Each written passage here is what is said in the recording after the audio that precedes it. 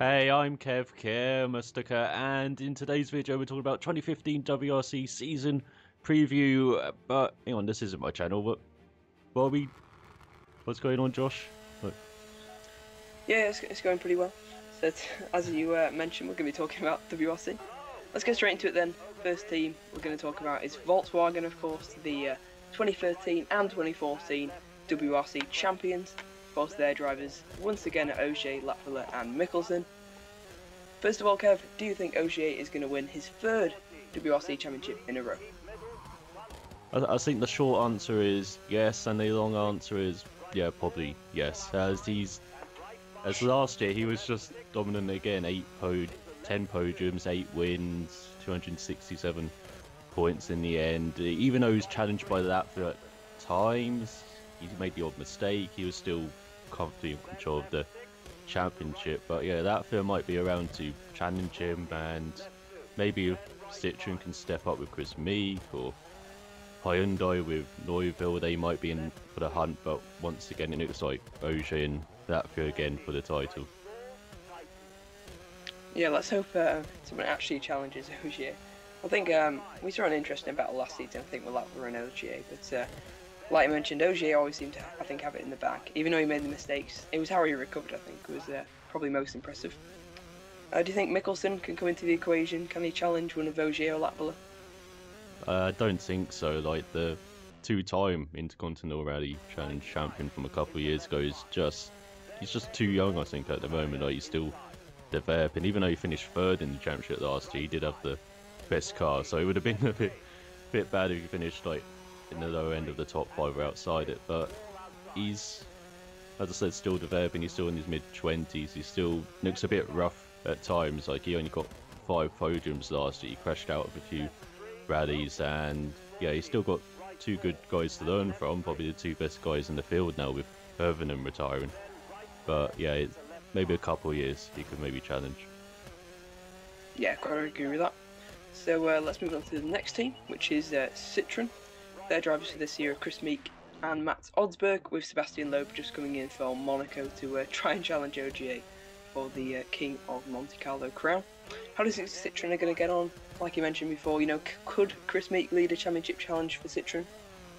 I really hope so, because it's his big chance now. He finally had a full season in WRC last year with Citroen. You know, it was his big chance to impress, and now he's leading the team. And yeah, I think he's an experienced guy. He used to be mentored by the late Colin McRae at the early part of his career, so he's definitely had some good tutorage in the past, and he definitely shows in his driving style a bit like McRae. He can sometimes be win it or bin it, as we saw in, say, Germany last year when he was so close to winning, but unfortunately crashed out. But yeah, I really do hope Meek can challenge. I hope Loeb can challenge in Monte Carlo at least, and maybe Osberg can, you know, get some more podiums like he did last year and be consistent. Yeah, that's got to be his aim, and Chris Meek definitely did throw away that win in Germany, and he definitely can't be doing that if he wants to win the championship next year. Should we move on to the next team then? Ford. Driving for them are Elvin Evans, Octanic, Martin Protok, and Lorenzo Bettarelli, who I have no idea who he is. First of all then, Elvin Evans, is this going to be his year? I think he was very impressive last year. I think he'll be again very good. You know, he's the son of Gandalf Evans, a former British Rally champion, so he's definitely got some good pedigree in his blood there. And he finished 8th in the championship last year, got 4 top 5s, finished 4th in Mexico and Germany, and he was, you know, the second most impressive Ford driver behind Hirvonen. So with Hirvonen gone, he's effectively their kind of lead driver now, and he's a good pairing with Odd Tanak, who's returning to the team after a season away where he was with them in WRC2 last year, but he wasn't in the main WRC team. But that's a good young pairing for M-Sport for the next few years, and I just hope they, you know, not too many mistakes for them, but can, you know, get consistent top 5s. I'm not sure they'll be, you know, challenging for wins maybe, but maybe the odd podium or 2. I think a good few podiums, yeah, would definitely be a good target, I think. Yeah, like I said, mentioned, pretty strong pairing, I think, with Evans and Tanak. Maybe not for 2015, challenging for many wins, but certainly for 2016, maybe beyond, certainly got a good chance. Yeah, and you've also got, of course, Robert Kubica there. You know, he came in with a bit of fanfare last year. You know, he won the WRC2 title, and of course, being a former F1 driver, maybe the expectations are a bit too high for him. And yeah, he crashed out more than he scored. You know, that was kind of the drinking game of last year. Which stage would Kubica crash out of, and you probably killed your liver. Everyone collapsed. Yeah, no one's. There's no fans for the WRC this year due to that. But I think this year is a bit different for him. It's a bit like when Kimi Raikkonen was in the WRC a couple of years ago. In his first season, they were both works drivers for their Citroen and Ford respectively. But this year, Kubica's got his own team, just like Raikkonen was his own team in 2011. And so maybe it'd be a bit harder for him, you know, having to run the team and do that. And maybe he missed the odd round, such as Australia, due to budget reasons. But you know, I hope he just makes it to the end of rallies more than he crashes out them. I think that's just his aim, just to finish rallies, because he was considering going back to circuit racing, but he stuck with Ryan, and I hope he, you know, it works out for him this year a bit better. He's probably gone too far now, hasn't he, to really turn back. Hopefully, he has a good next year. And mainly, you know, if he just doesn't crash, he's probably likely to score a lot of points, and you know, maybe finish in the kind of top 8, top 7 of the championship. I think would be his target for this year. Yeah, he definitely showed he had pace last year. I remember in France he was in the 4th position heading into the final stage, then unfortunately threw it away. So he's definitely got pace, particularly on tarmac, of course. But yeah, if he can just make finishes and get in the top 10 in the championship, that would be good for him. Yeah, and he's joined with Brian Bouvier, I think, for Monaco. I think he'll definitely be doing well. Of course, he got 2nd place last year at Monte Carlo. Henning Solberg is also going to be making an appearance at Monte Carlo, along with Jean-Michel Roux. They're probably just going to be one-off drivers, I think. Kubica is probably going to be there for most of the season, hopefully. But I can't really see Solberg or Roux kind of staying there for the whole seseason. Nah, Solberg did about 6 rallies last year, so he'll probably be, you know, part-time driver. Yeah, just splitting it in with all the other motorsports. He'll be probably making guest appearances in. Let's move on to the final team then, Hyundai, and their drivers are Neuville, Sordo, Abbring, and Hayden Padden, the young Australian. How do you think they'll fare in their 2nd year in WRC? I think for Hyundai, they actually done a good thing, not having this 2nd seat, having like a revolving cast of drivers like last year. You know, you had Sordo, you had Patton, you had Bouffier, you had Atkinson, you had Hanninen, you had loads of drivers in that 2nd seat, but now they've got Sordo, a very experienced guy, you know, who used to be Loeb's teammate at Citroen, so he's very experienced, and he got a podium in Germany last year in that crazy rally, you know, behind. That 1-2 for Hyundai, yeah. That was pretty special. Yeah, it was a great story, you know, getting Neuville getting his first win as well in the WRC, and yeah, if they can somehow do that this season, I guess they'll be very happy again. But yeah, Neuville will be leading that team, and he was great last year leading that team. He was the runner-up in 2013 with Ford, so he's obviously a very good driver to lead that team. But yeah, that's, you know, with Sordo alongside Neuville, you know, that's a good experienced pairing for them for this season. And yeah, hopefully they can get some consistent podiums and maybe they sneak the odd win once again. Yeah, definitely, that's got to be their target. Maybe if they can pick up some of the bit of carnage, maybe they could come through to steal a win. Like, of course, they did in Germany. I think Sordo is a good match for Neuville as well. If they can actually keep Sordo for the whole season, I think, you know, like I said, a bit of consistency would probably help them in terms of their driving pairing. Hayden Padden, what does he offer to the Hyundai team? Yeah, he's, you know, he's a young Kiwi. He was actually almost out of rallying, I remember, at the end of 2013 due to, you know, budget reasons. And of course, it's very hard to get to WRC without a budget, unfortunately, like most motorsports. But you know, he got his lifeline from a Hyundai, and he did very well last year. He finished 5 out of his 6 rallies in the points and finished 14th in the standings. And you know, this year that Hyundai are putting more faith in him. You know, having him from, I believe, Sweden onwards, unless otherwise stated. So you know, he's getting more of a schedule, and he's a very solid driver for that kind of 3rd seat, you know, alongside Abbring. Oh, I don't know how to say that name. Yeah, no, I've got no idea who he is, but I think he'll keep Sordo on his toes. You know, if he isn't performing, I think, you know, Padden could take that 2nd seat definitely away from him if he can produce some good results from Sweden onwards. Yeah, definitely in the future, maybe 2016 onwards or 2017 onwards, how long Sordo lasts. But yeah, Abring, he's got a good first name in Kevin, and I believe he will do well then because of that. No, he'll do rubbish. Anyway, then that's all the 4 teams. Sadly, only 4 teams, of course, competing in WRC this year. But I think there's a big enough driver roster, I think, for it still to be a pretty good and competitive championship. A lot of the teams do seem really close. Of course, Volkswagen are kind of out in front, but behind them, it's anyone's game, really, isn't it? Between Citroen, Ford, Hyundai, any of them could steal podiums, possibly steal an odd win off Volkswagen. Yeah, Citroen and M Sport, sorry, no Ford, still backing him kind of, but not full manufacturer. But yeah, M Sport and Citroen were so close last year in the constructors. I believe 2 points separated them, and Hyundai will, of course, be much better this season. With consistent driver pairing and in their second season of development as well. Yeah, they should. Yeah, but they look really strong next year. It's definitely good. They weren't the back markers really, because they're the only ones to get a winner, I think, weren't they? Apart from Volkswagen. Yeah, they definitely didn't show themselves badly on like their last WRC effort around the 2000s, where they were kind of the last team. They were definitely in the fight with Ford and Citroen most of the time, particularly with Neuville and Sordo on occasion. So yeah, it should be a great battle. A totally different team. Yeah, should be a great battle behind Volkswagen, maybe.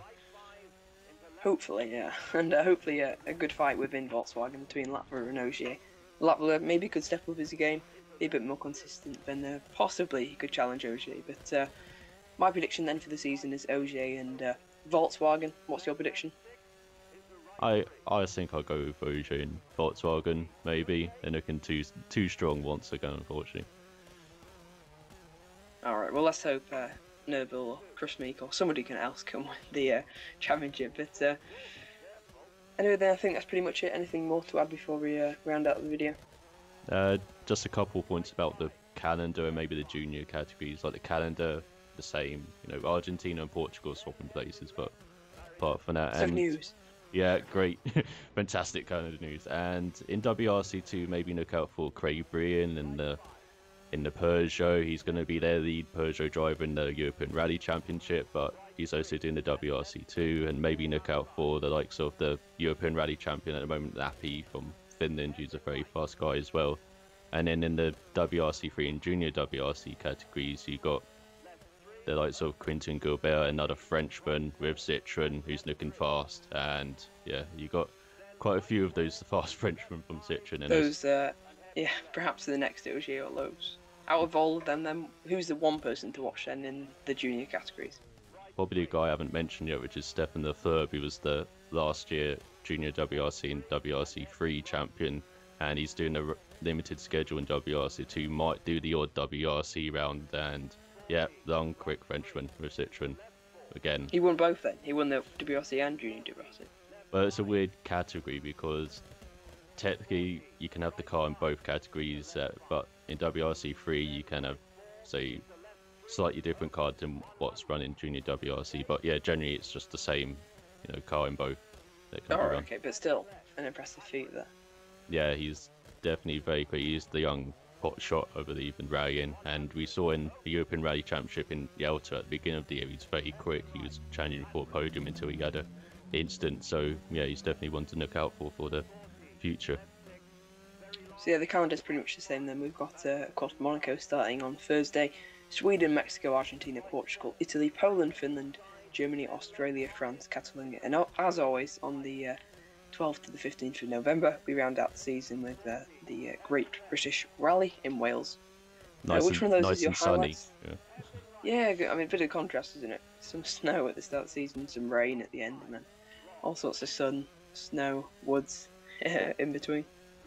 Yeah, you get every condition in rally, and it's great, isn't it? Scenes. Yeah. They're so diverse as well. There's no kind of weak links, really. I mean, maybe there's a few you could mention, but I think every rally kind of offers something different. Yeah, and of course the jewel in the crown is probably the Monte Carlo rally, 83rd edition this year, and WRC kind of lost a bit of itself when it was on the calendar a couple of years ago, but it's got it back, and it's the one we always look out for, especially with Lowe versus Ogier to start the year. That should be fantastic. Yes, that'll be great, of course. Lowe with pretty much nothing to lose, of course. He's not thinking about the championship, he's just thinking about that one rally, and I've already seen people have like engraved, I think, Loeb versus OJ into the walls of the rally routes so far. Yeah, it's going to be great. It's just a shame it won't last all year. You know, that's the one battle you want to see, Loeb versus OJ. You know, the master versus the apprentice. That would be great. Maybe it will happen one day. Maybe in some race of champions. Yeah, maybe if Loeb gets bored of the World Touring Car Championship, but I don't think that will happen. Yeah, I mean, he's not he's not conquering it though, is he? No, he was only third last year behind Muller and Lopez, so yeah, and he was quite a distance as well, but he's still learning circuit racing. It's kind of difficult to forget, hard to remember Just like that. Yeah, Kvyat the opposite way around. Yeah. Obviously forced to with that horrific injury in 2011. But yeah, anything else you wanted to add? It's going to be a great year. It's going to, everyone's going to win. No, it's going to be like last year probably, and yeah, hopefully have the odd crazy rally like Germany a bit more. Yeah, that'll be good. A few more of them, I think, and it would be great, I think, if every constructor could get a win across the board.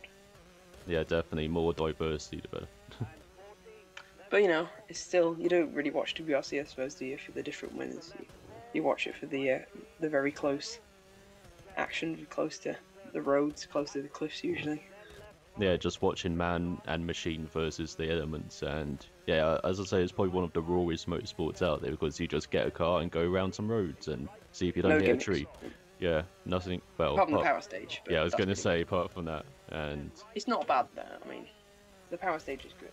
Yeah, it's good for TV numbers, I guess, but yeah, I'm not the biggest fan of it, but I can understand why they would want to do it, especially as it's kind of gone into its shell.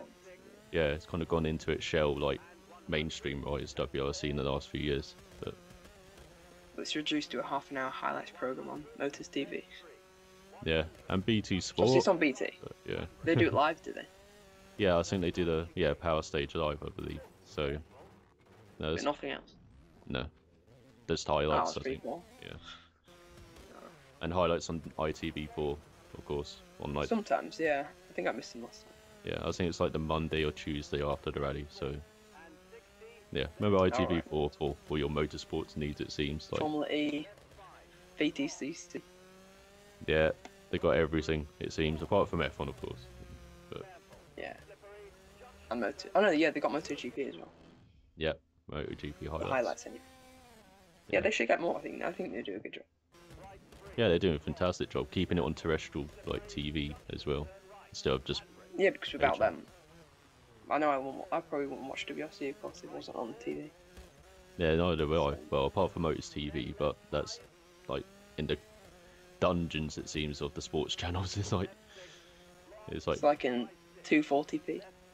Yeah. And it's tucked away on like channel 447 when most of them are like 400 or 410 or whatever. I know it's a good channel, but that's a topic for another video. Yeah, but it is on Freeview as well, I believe. Remember, so it is now. Yeah, it is. Yeah. But again, it's like really far down the guide. Oh yeah, just keep it to Motors TV and ITV4. That's our plug, I think, for motorsport. Then. That sounds fun. This episode is definitely brought to you by ITV. Yeah. Now it's for an ad break. Together. Yeah. Product placement. Yeah. Oh yeah, that's that's the 2015 WRC season. Thanks for having me. But yeah, I think that's pretty much it. We've got the calendar, all the drivers, the teams, and it's basically all down to them now to hopefully produce a good season. Yeah, of course it would be fantastic. WRC.